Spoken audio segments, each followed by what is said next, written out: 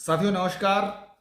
और यदि आप हमारे चैनल को पहली बार देख रहे हैं तो आप सब्सक्राइब कर लीजिएगा और एक लाइक कर दीजिएगा और एक शेयर भी कर दीजिएगा और बगल में जो घंटी बनी हुई है उसको दबा दीजिएगा। जैसे ही हम कोई आपको नए वीडियो डालेंगे तो आपको उसके टन की आवाज़ आएगी और आपको मैसेज मिल जाया करेगा। दोस्तों, सोशल मीडिया के आने से कहाँ क्या चल रहा है सब धीरे धीरे पता चलने लगा है। टेलीविजन क्या कर रहे हैं वो भी पता चल रहा है। समाज में कि किस कोने में किस तरह की क्या के कार्यक्रम चल रहे हैं वो भी पता चलने लगा है। और समाज की जो विसंगतियां हैं, समाज की जो कुरीतियां हैं, समाज की जो समस्याएं हैं, उनको लेके भी कई लोग प्रतिक्रियाएं दे रहे हैं और कई लोग उनके निदान के लिए सुझाव भी बता रहे हैं।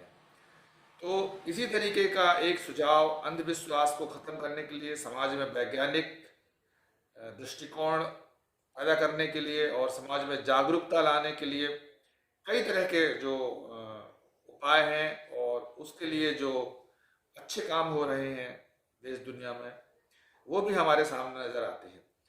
उन्हीं में से एक काम है जो राजस्थान के एक हिस्से में हो रहा है और जो मध्य प्रदेश से लगा हुआ हिस्सा है। और वहाँ पे एक पुलिस के अफसर हैं किशन सहाय जी।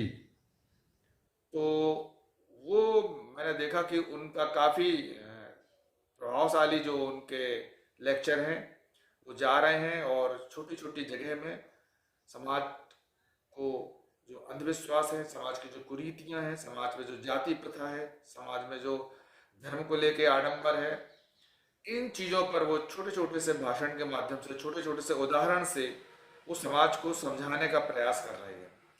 तो हम उनको धन्यवाद देते हैं और उनकी क्लिपिंग हम भी अपने चैनल पर यहाँ पे चला रहे हैं। तो निश्चित तौर से ये काम बहुत अच्छा काम है और आप सब लोग उसे देखिएगा और ध्यान से सुनिएगा कि वो क्या कह रहे हैं। इसी तरह जो सियाने भोपे तांत्रिक इलाज करते हैं, ये क्या कई बार लड़कियों का और औरतों का शोषण कर लेते हैं। उनकी नज़र या तो आपके पैसे पे या लड़की औरत पे ज़्यादा रहेगी, कहीं न कहीं इसमें वो चालाकी बरतते हैं।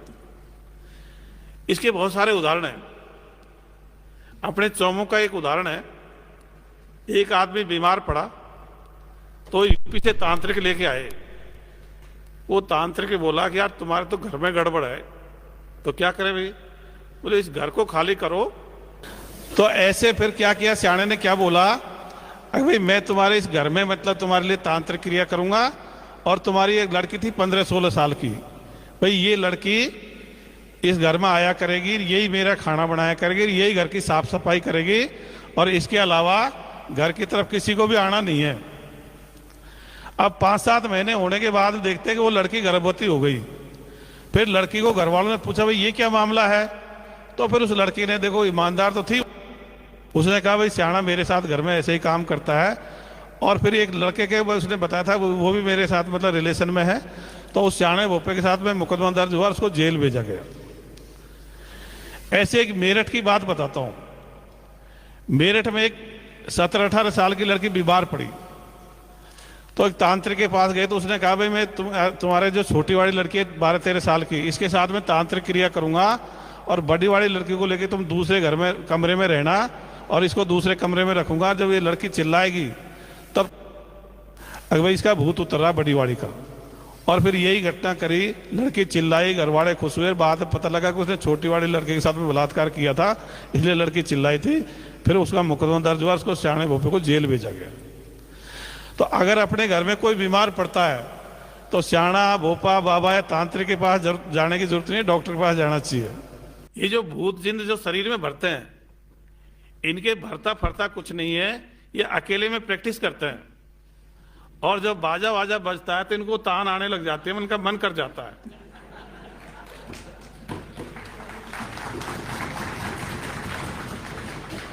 क्योंकि मैं तो पुलिस में हूं तो कई बार, अभी पीछे आवाज सही आ रही है कि नहीं आ रही है? शाबाश। तो मैं तो पुलिस में हूं इसलिए कई बार ऐसे मौके पड़ गए। तो मैं 12 जिले में था तो एक वहाँ काला गोरा भैरू का मंदिर था। उसमें क्या थे कि एससी वाले को मतलब वहाँ एरवाल जाते होते, मेघवाल जैसी, उसको मंदिर में चढ़ने नहीं देते। तो कोई आदमी चला गया तो उसको धक्का मुक्की देके उसे पुजारी ने भगा दिया। अब वो थाने में आया तो हमारे थानेदार जी ने भी ज़्यादा उसको कॉग्निजेंस नहीं लिया और वो मतलब उसका मुकदमा भी दर्ज नहीं किया। फिर वहाँ कोई सोशल एक्टिविस्ट था, उसने हमको शिकायत करी, अक्सर हम फलाने दिन भाई, जैसे 15-16 जून की बात थी, 16 जून की, अक्सर हम उस मंदिर में चढ़ेंगे। तो फिर मैं चला गया थानेदार जी को लेकर के वहीं। तो वहाँ क्या गाँव वालों की मीटिंग चल रही थी मंदिर पे, और 1500 आदमी सभी जाति के लोग वहाँ बैठे हुए थे। और वहाँ क्या, वो मंदिर के आगे मतलब बल्ली लगा रहे थे। तो मैंने कहा भाई ये क्या कर रहे हो? कि साहब वो हम क्या, अब हम भी नहीं चढ़ेंगे और कोई नहीं चढ़ेगा, मतलब हम नहीं ये कर रहे हैं आज के बाद। मैंने यार तुम्हारे मन में खूब बेईमानी आई है, उनको रोकने के लिए खुद रोकने के लिए तैयार हो पर उनको स्वीकार नहीं करना चाहते। तो फिर मैंने उनको समझाया। तो उसी दौरान क्या था, एक वहाँ का जो मेन घुड़ला था, उसके देवता भरता, कोई घुड़ला बोलते भोपा बोलते, तो उसके देवता आ गया और उसने यूं यूं करके और उसको वो मतलब यूं गिर गया, उसके देवता भर गया। अब जैसे ही उसके देवता भरा तो गांव वालों ने उसकी जय बोल दी। अपन देखते ना, उसकी जय बोल दी। तो जैसे जय बोली तो उसके बाद मैंने कहा उससे, मेरे को उठा के फेंक दो नाटक किया तो पता उसने क्या किया? 1500 आदमी थे। फिर मैंने फिर भी कह दी, उसने क्या किया, वो खड़ा हुआ और मुझे हाथ जोड़ दिया, सब गलती हो गया, मेरे देवता नहीं चढ़ेगा।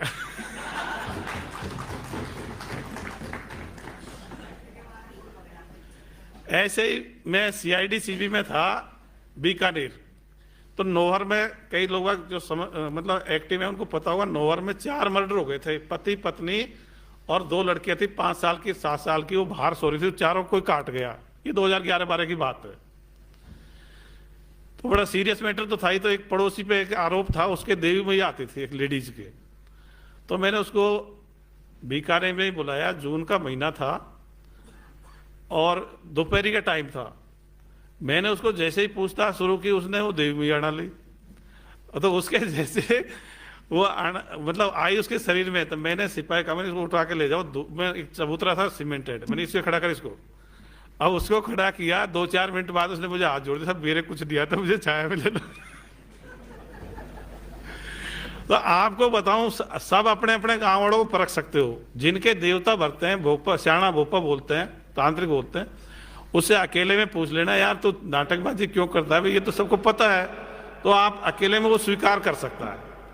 अब क्या, अपन उसके जैसे उसका जो स्थान होता है वहां जाते हैं तो उसके वहां उसी के आदमी होते हैं। तो फिर वो आदमी क्या होते हैं कि उसका बहुमत होता है, वो उसके पक्ष में लड़ने के लिए तैयार हो जाते हैं। तो वहां आप कह नहीं पाते। लेकिन अकेले में अगर गांव वाले से आप पूछोगे तो वो बता देंगे मेरे कुछ नहीं आता है, लेकिन यार गांव वाले मानते तो मुझे करना पड़ता है भाई। उसका थोड़े इंपॉर्टेंस बढ़ जाती है। उसको सबसे पहले हुक्का दे देंगे, उसको पूछेंगे आने दे, थोड़ी देर हिलता है, फिर थोड़ी देर थक जाता है, जब चला जाता है देवता।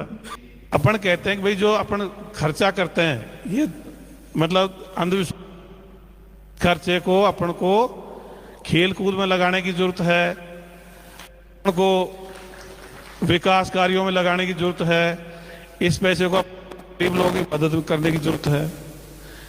जैसे मैं आप लोगों से छोटे छोटे 2-3 उदाहरण पूछूंगा, उदाहरण से बात करूंगा। मान लीजिए हमें 1-2 लाख रुपए का चंदा इकट्ठा किया। अब चंदा इकट्ठा करने के बाद अपने पास 2-3 ऑप्शन है।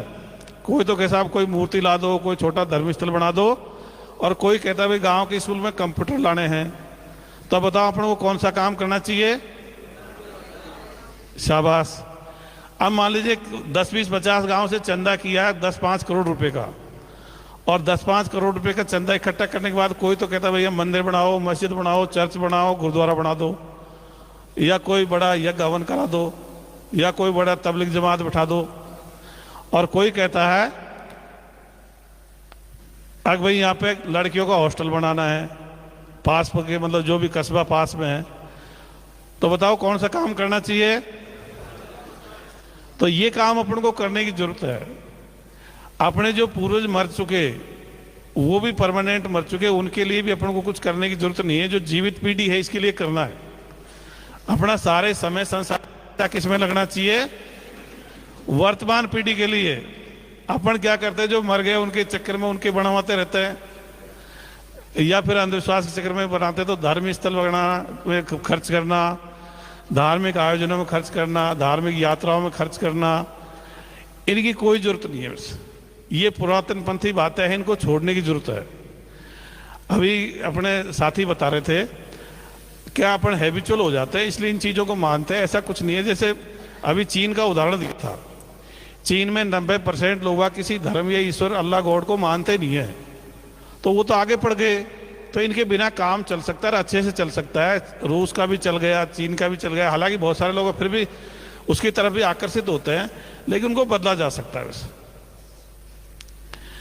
तो इस तरह से अपन को ये बनाना है कि भाई इन चीज़ों का जिनका अस्तित्व ही नहीं है उनमें हमारा क्यों तो समय खराब हो, क्यों हमारे संसाधन खराब हो, क्यों अपना पैसा खर्च हो। अब दूसरा पॉइंट है वैज्ञानिक दृष्टिकोण युक्त।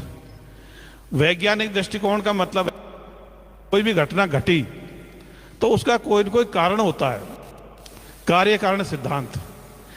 जैसे आज बरसात हो तो वैज्ञानिक दृष्टिकोण के लोग पश्चिम से विक्षोभ चक्रवात आ गए, और धार्मिक लोग क्या बोलेंगे, भगवान की अल्लाह की माया उसलिए बरसात हो रही है। तो वैज्ञानिक दृष्टिकोण तो एक चीज और क्या कहता है, भाई खुद का दिमाग लगाओ, और धार्मिक दृष्टिकोण क्या बोलता है, खुद का दिमाग मत लगाना, जो धर्म ग्रंथ में लिख रखा है उसको फॉलो करना है। तो जैसे पेड़ का पत्ता भी हिलता है तो धार्मिक लोगों के लिए किसी वजह से हिलता है, भगवान अल्लाह गॉड की माया से, और वैज्ञानिक दृष्टिकोण वालों के लिए किस लिए हिलता है, उसमें कोई हवा या किसी से बल लगा इसलिए हिल गया। अब जैसे जेम्स वाट भगोने में पानी गर्म कर रहा था, तो भगोने में पानी गर्म करते ढक्कन ऊंचा उठा, अब ऊंचा उठा तो उसने वजन रखा, कई बार ऊंचा उठा फिर वजन रखा, तो उसने निष्कर्ष निकाला कि भाप में ताकत होती है, और उसने भाप का इंजन बना दिया, और उसके पीछे सारी औद्योगिक क्रांति शुरू हो गई।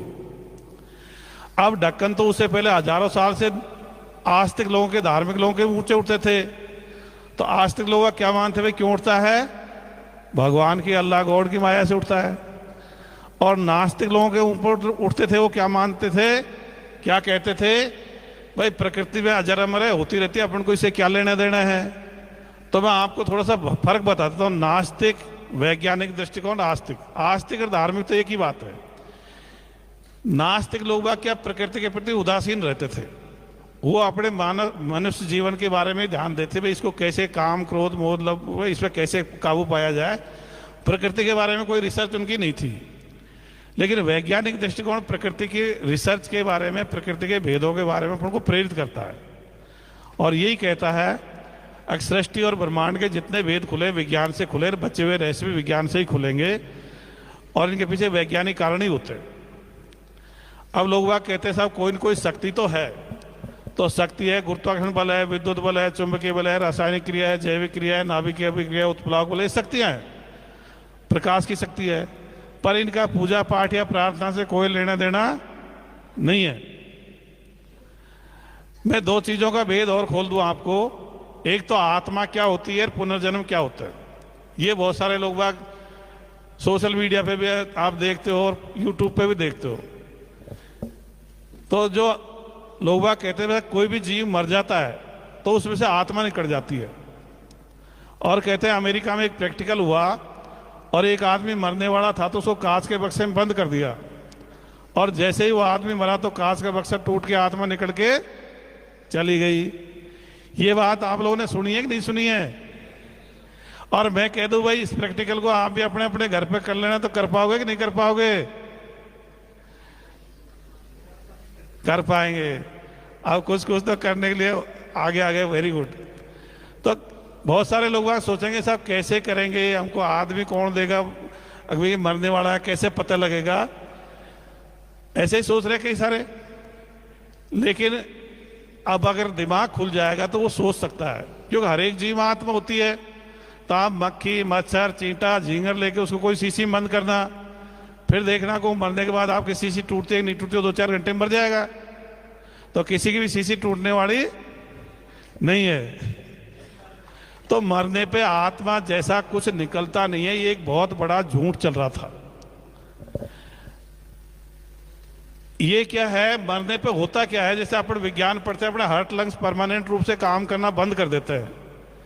अब कोई आदमी फांसी खा गया, कोई मान लीजिए पानी में डूब गया, कोई और कारण से मान लो कोई सी उम्र ज़्यादा हो गई तो डायफ्राम उसके नहीं हिल पा रहे, मसल्स पावर कम पड़ गई, तो अंदर ऑक्सीजन की सप्लाई कट हो जाएगी तो मर जाएगा, मतलब ज़्यादा देर तक। क्योंकि जैसे ही ऑक्सीजन की सप्लाई कट हुई तो भोजन का ऑक्सीकरण बनना ऊर्जा कोशिकाओं में बंद हो जाएगा, तो ऊर्जा बनना बंद हो जाती है। जब ऊर्जा बनना बंद हो जाएगी तो शरीर का टेम्परेचर डाउन हो जाएगा, और जब शरीर का टेम्परेचर डाउन होगा तो ब्लड का एंजाइम का विघटन चालू हो जाएगा, और वो क्या, वो इरिवर्सिबल प्रक्रिया है, मतलब वापसी नहीं होती। जैसे दूध का दही बन जाएगा तो दही का दूध वापस नहीं बन सकता, इस तरह का होता है। तो अब कई लोग वह क्या विकसित देशों में क्या कर रहे हैं, कोई मर जाता है तो उसको उसकी बॉडी को डीप फ्रीज में रख देते हैं, भाई इसका डिकम्पोजिशन नहीं हो। अब कोई मतलब उत्तरी ध्रुव पे मतलब 10-20 फीट नीचे गड़ गया तो उसका फिर उसी हालत में उसका शरीर मिल सकता है आज से 1000 साल बाद। तो मरने के बाद जितनी बातें हैं ये कल्पना कर रखी है कि भाई आत्मा निकलती है। अब कल्पना क्या क्या कर रखी है, हिंदू धर्म में तो क्या कहेंगे, या तो साहब पुनर्जन्म हो गया, यहाँ मर गया था जयपुर में, दौसा में जन्म ले लिया या आगरा में ले लिया, या क्या कहेंगे साहब भूत जिन बन गया, या क्या कहेंगे स्वर्ग में चला गया। और इस्लाम में, क्रिश्चियन में और यहूदी में क्या है कि साहब मर गया, ये कब्र में पड़ा रहेगा, और जब कयामत आएगी मतलब जो सृष्टि नष्ट होगी उस दिन उसको कब्र में से जिंदा करेंगे। आप बताइए क्या प्रकृति में दो तरह की व्यवस्था हो सकती है, हिंदू तो जन्म ले रहे हैं, मुसलमान सारे कब्रों में पड़े, ऐसा हो सकता है क्या? तो ये सारी बातें कल्पना है। सुनने के बाद आप कमेंट जरूर करें कि आपको उनकी बात कैसी लगी।